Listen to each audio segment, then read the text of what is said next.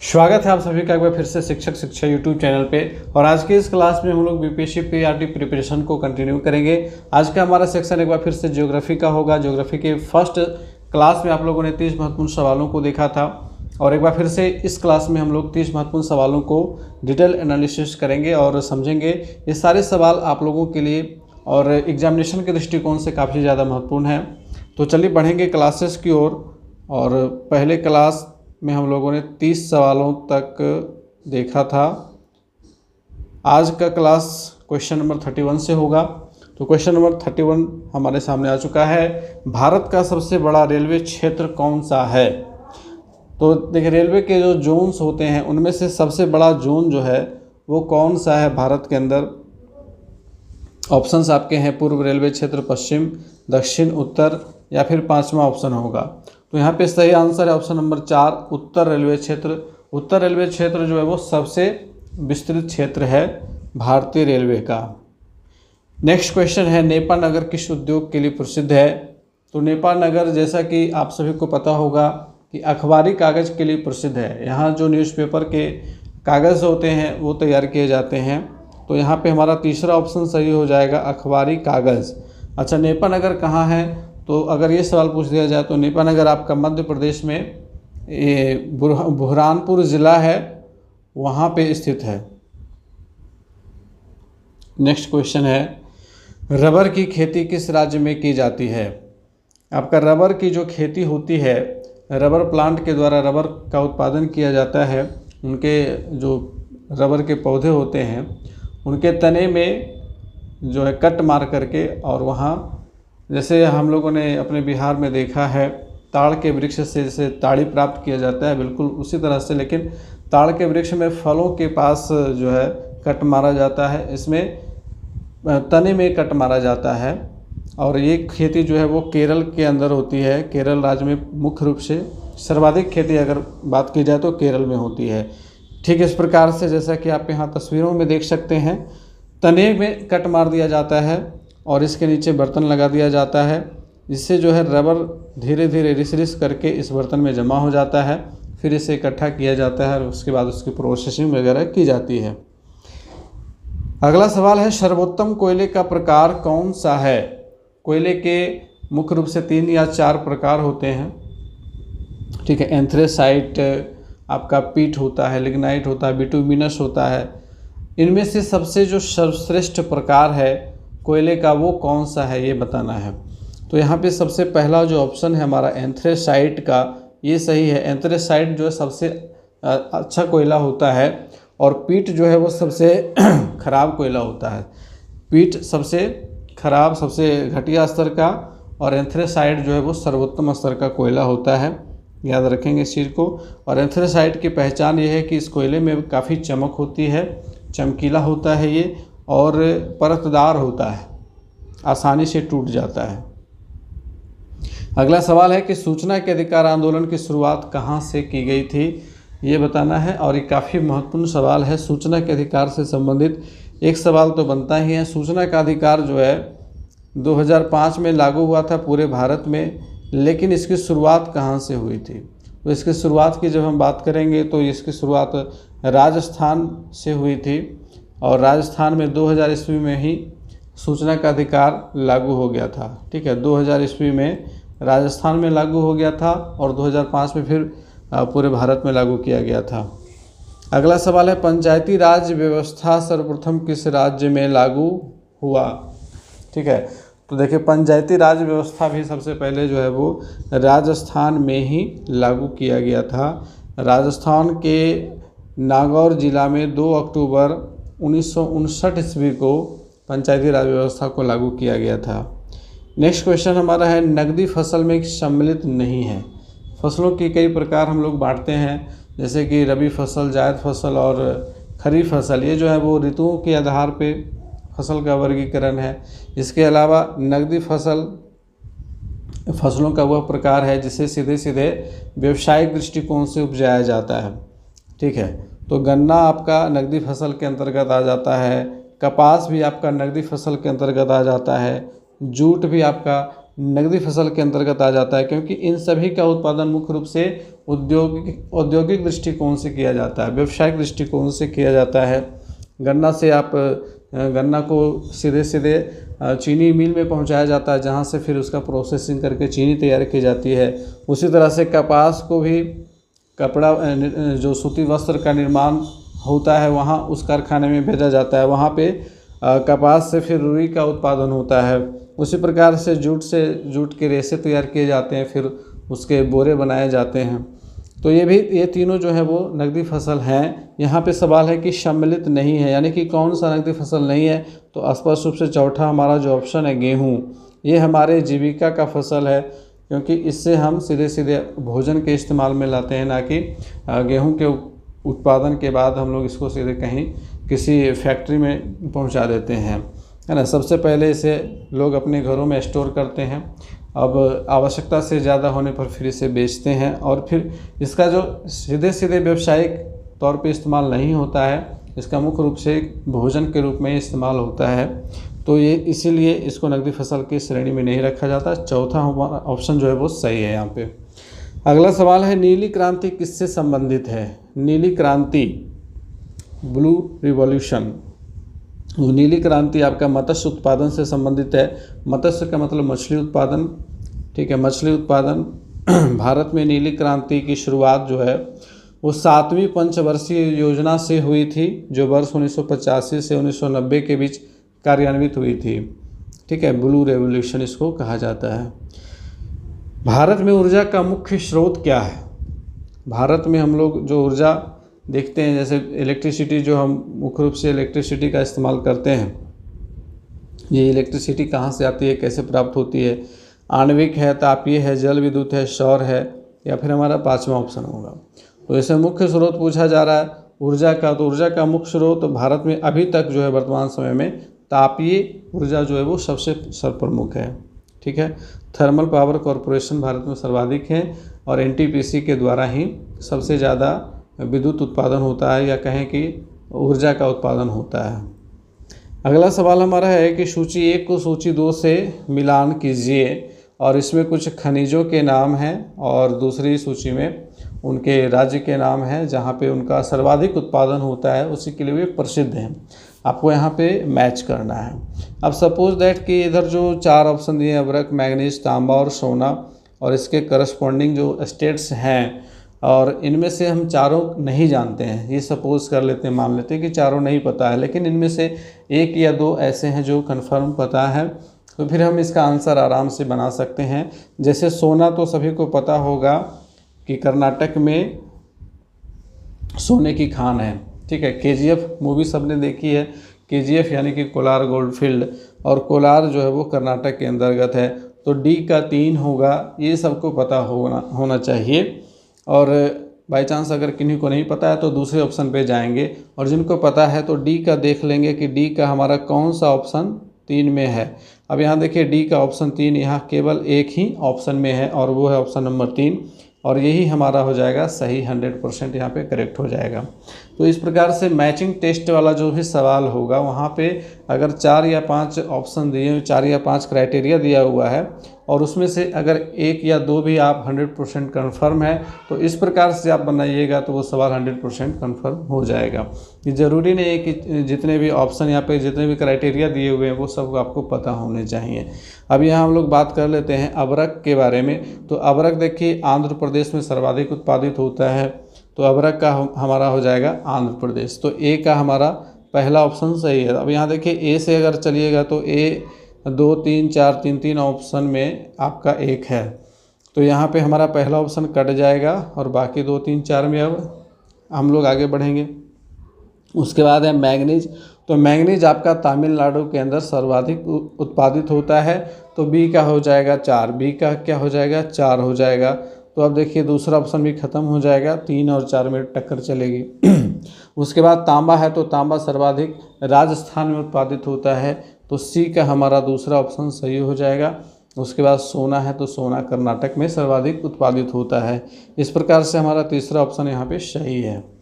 Next question की ओर बढ़ते हैं। भारत की कौन सी रेलगाड़ी अपनी यात्रा में सबसे लंबी दूरी 4283 किलोमीटर तय करती है। ये सर्वाधिक दूरी तय करने वाली रेलगाड़ी कौन सी है भारत की? ऑप्शंस आपके हैं Vivek express, Kochi Guwahati express, Guwahati Trivandrum express, या फिर हिमसागर एक्सप्रेस, या फिर पांचवा ऑप्शन लीजिएगा। अब यहाँ पर सही ऑप्शन है ऑप्शन नंबर 1 विवेक एक्सप्रेस। विवेक एक्सप्रेस वह ट्रेन है जो भारत के अंदर सर्वाधिक दूरी तय करती है। यह जो है डिब्रूगढ़ से कन्याकुमारी तक, कहाँ तक? कन्याकुमारी तक, जो कि हमारे भारत का अंतिम छोर कह सकते हैं, दक्षिणी छोर है। ठीक है, वैसे तो अंतिम छोर आपका अंडमान निकोबार द्वीप समूह के पास, वहाँ पे इंदिरा पॉइंट है, लेकिन हमारा जो मुख्य भारत है, ठीक है, वहाँ की हम बात करेंगे। अब चूँकि समुद्र में तो ट्रेन जाएगी नहीं, तो स्थलीय भाग में डिब्रूगढ़ से लेकर के कन्याकुमारी तक 4283 किलोमीटर दूरी तय करती है यह ट्रेन, जिसका नाम है विवेक एक्सप्रेस। ठीक है, चलिए, अगर आपको हमारा क्लास पसंद आ रहा है, हमारा प्रयास पसंद आ रहा है, तो क्लास को लाइक कर दीजिएगा, अपने अधिक से अधिक साथियों तक शेयर कीजिए, और चैनल पर नए हैं तो सब्सक्राइब कर लीजिए। अगला सवाल है कि भारत के निम्नलिखित राज्यों में से किस एक का जनसंख्या घनत्व सबसे कम है? जनसंख्या घनत्व की बात करेंगे तो दो चीज़ों को याद रखना है, एक सर्वाधिक वाला और एक सबसे कम वाला। ठीक है, सर्वाधिक और सबसे कम, न्यूनतम, सर्वाधिक और न्यूनतम, है ना। तो सर्वाधिक में हम सभी को पता है कि जनसंख्या घनत्व सबसे अधिक हमारे अपने ही राज्य का है, बिहार का है, 1100 से ऊपर जो है यहाँ जनसंख्या घनत्व है, और सबसे कम अरुणाचल प्रदेश का है। ऑप्शन नंबर 3 हमारा यहाँ पे सही हो जाएगा। अरुणाचल प्रदेश में मात्र 17 व्यक्ति प्रति वर्ग किलोमीटर हैं, तो आप सोच सकते हैं कि वहाँ जनसंख्या का घनत्व जो है बहुत ही कम है। ठीक है, मात्र 17 व्यक्ति प्रति किलोमीटर है। क्षेत्रफल की दृष्टि से बिहार का भारत में कौन सा स्थान है, ये बताना है। क्षेत्रफल की दृष्टि से अगर हम बिहार की बात करेंगे तो बिहार का स्थान 12वां हो जाता है। ठीक है, अच्छा, इसी में एक क्वेश्चन और बन सकता है, यहाँ पर क्षेत्रफल हटा करके जनसंख्या कर देंगे। ठीक है, कि जनसंख्या की दृष्टि से बिहार का भारत में कौन सा स्थान है। अब आपको हमें कमेंट करके बताना है इस क्वेश्चन का आंसर कि जनसंख्या की दृष्टि से बिहार का भारत में कौन सा स्थान है। चलिए, आपके कमेंट का इंतज़ार रहेगा। अगला सवाल हम लेंगे, महात्मा बुद्ध ने अपना प्रथम धर्म चक्र परिवर्तन किस स्थान पर दिया था? महात्मा बुद्ध ने अपना प्रथम धर्म चक्र परिवर्तन किस स्थान पर दिया था? तो इसका सही आंसर है ऑप्शन नंबर 2 सारनाथ। सारनाथ वह स्थान है। अगला सवाल है, संत कबीर के सम्मान में मगहर महोत्सव कब प्रारंभ किया गया था? मगहर महोत्सव कब प्रारंभ किया गया था संत कबीर के सम्मान में? तो देखिए, संत कबीर के सम्मान में 1990 ईस्वी में मगहर महोत्सव प्रारंभ किया गया था। अगला सवाल है, नव नालंदा महाविहार किसके लिए प्रसिद्ध है? नव नालंदा महाविहार जो नालंदा विश्वविद्यालय के बगल में ही एक नवीन संरचना स्थापित की गई है, नव नालंदा महाविहार। यहाँ पे पाली अनुसंधान संस्थान के रूप में यह काम कर रहा है, तो पाली अनुसंधान संस्थान के लिए यह प्रसिद्ध है। ठीक है, यह नवनिर्मित भवन है, आप इसे देख सकते हैं। चलिए, अगला सवाल लेते हैं, काली मिट्टी का दूसरा नाम क्या है? बलुई मिट्टी, रेगुर मिट्टी, लाल मिट्टी, पर्वतीय मिट्टी, या फिर पांचवा ऑप्शन लीजिएगा। तो काली मिट्टी का दूसरा नाम रेगुर मिट्टी होता है, इसलिए रेगुर भी कहते हैं, याद रखेंगे इस चीज़ को। अगला सवाल है, मेढक के प्रजनन को नष्ट करने वाला रसायन कौन सा है? ऑप्शंस आपके हैं बेंजीन, यूरिया, एंड्रीन, फॉस्फोरस। तो यहाँ पे सही आंसर हमारा हो जाएगा ऑप्शन नंबर 3 एंड्रीन। एंड्रीन वह रसायन है जो मेढक के प्रजनन को नष्ट कर देता है, और इससे मेढकों के संतति के ऊपर, मेढकों की प्रजाति के ऊपर खतरा उत्पन्न हो गया है। अगला सवाल है, देश के बांधों को किसने भारत का मंदिर कहा था? भारत का मंदिर, हमारे देश के बांधों को किसने कहा था? ऑप्शंस आपके हैं महात्मा गांधी, डॉक्टर राजेंद्र प्रसाद, पंडित जवाहरलाल नेहरू, स्वामी विवेकानंद, या फिर पांचवा ऑप्शन। तो इसका सही आंसर हमारा है ऑप्शन नंबर 3। भारत के प्रथम प्रधानमंत्री पंडित जवाहरलाल नेहरू ने हमारे देश के बांधों को देश का मंदिर कहा था। बिहार में अति जल दोहन से किस तत्व का संकेंद्रण बढ़ गया है? ठीक है, किस तत्व का संकेंद्रण बढ़ा है? ऑप्शंस आपके हैं फ्लोराइड, क्लोराइड, आर्सेनिक, लौह या फिर पांचवा ऑप्शन। इसका सही आंसर है ऑप्शन नंबर 3 आर्सेनिक। आर्सेनिक का संकेंद्रण बढ़ गया है। अगला सवाल है, बिहार में कितने प्रतिशत भौगोलिक क्षेत्र में वन का फैलाव है? वन का फैलाव किसी भी क्षेत्र, किसी भी स्थल के क्षेत्र के ऊपर हम बात करें तो न्यूनतम 33% होना चाहिए। अगर किसी भी भूभाग पर 33% जंगल है, वन है, तो पर्याप्त मात्रा में वन होते हैं। लेकिन बिहार की जब हम लोग बात करते हैं तो बिहार में बहुत ही कम प्रतिशत में वन उपलब्ध हैं। और यहाँ पे जो ऑप्शन है, चौथा ऑप्शन हमारा सही है। मात्र 7% भूभाग पर बिहार में वनों का फैलाव है। जैसा कि आप यहाँ पे देख पा रहे हैं, ये आपका फॉरेस्ट कवर इन बिहार, और यहाँ पर देख सकते हैं इसका जो मैपिंग है, मैपिंग सिस्टम जो बनाया गया है। डीप ग्रीन जो है वो एबव 21% है, और जो मीडियम ग्रीन है वो 10 to 21% है, और जो लाइट ग्रीन है वो लोअर देन 10%। अब यहाँ पर देखिए वेस्ट चंपारण जो है मीडियम ग्रीन है, कैमूर आपका डीप ग्रीन है, उसी प्रकार से जमुई आपका डीप ग्रीन है। बाकी इधर रोहतास, गया, नवादा, लखीसराय, मुंगेर, ये सब मीडियम ग्रीन है। और बाकी सारे ज़िले, बहुत ही कम ज़िलों में जंगल हैं, और बाकी सारे ज़िले जो हैं वो लाइट ग्रीन हैं। तो इस प्रकार से बिहार में जंगल का प्रसार बहुत ही कम है, केवल 7% भूभाग पर वन है। नेक्स्ट क्वेश्चन है, भारत के किस स्थान पर पहला परमाणु ऊर्जा केंद्र स्थापित किया गया था? ऑप्शंस आपके हैं कलपक्कम, नरोरा, राणा प्रताप सागर या फिर तारापुर। तो इसका सही आंसर ऑप्शन नंबर 4 ही है, तारापुर। तारापुर में भारत का पहला परमाणु ऊर्जा केंद्र स्थापित किया गया था, और यह 28 अक्टूबर 1969 ईस्वी को स्थापित किया गया था। ठीक है, इस चीज़ को भी नोट करते चलेंगे। नेक्स्ट क्वेश्चन हमारा है, यूरेनियम का प्रमुख उत्पादक स्थल कौन सा है? यूरेनियम जो कि बहुत ही रेडियो एक्टिव पदार्थ होता है, और यह जो है मुख्य रूप से आपका थर्मल पावर कॉरपोरेशन में, यानी कि विद्युत उत्सर्जन में इसका इस्तेमाल होता है। इसके अलावा परमाणु बम के निर्माण में भी इसका इस्तेमाल होता है। ठीक है, तो यूरेनियम का जो प्रमुख उत्पादक स्थल है वो आपका झारखंड के जादूगोड़ा में है। जादूगोड़ा में इसका भंडार पाया गया है। झूम कृषि किस राज्य में प्रचलित है? कृषि के अलग अलग प्रकार हैं, झूम कृषि, सोपानी कृषि, है ना। तो ये दो प्रमुख हैं, झूम कृषि और सोपानी कृषि। आप लोगों को याद रखना है, झूम कृषि असम में प्रचलित है, और झूम कृषि में क्या होता है, इसको इंग्लिश में स्लैश एंड बर्न कल्टीवेशन कहते हैं। इसमें जो भूभाग है, जो भी ज़मीन है, वहाँ जो भी पेड़ पौधे लगे हुए हैं उनको काट दिया जाता है, और काट करके फिर उनको जला दिया जाता है, और फिर उसी में वहाँ पे खेती की जाती है। चूँकि वो जो भी पेड़ पौधे हैं, जो भी अपशिष्ट हैं, वो जलने के बाद फिर खाद में परिणत हो जाते हैं, और फिर उसी भूमि में खेती की जाती है, जिसको झूम कृषि कहते हैं। ठीक है, और यह जो खेती है यह मुख्य रूप से असम में प्रचलित है। झूम कल्टीवेशन इसको कहते हैं, आप यहाँ पर देख सकते हैं। Jhum cultivation also known as slash and burn cultivation is a practice of cultivation where a piece of forest land is cleared and cultivated. The clearing is done by burning the trees so that soil is rich in potash and other minerals to sustain the crop. It is practiced in the northeastern and eastern regions of India. तो ये कुछ जानकारियाँ झूम cultivation को लेकर के थी।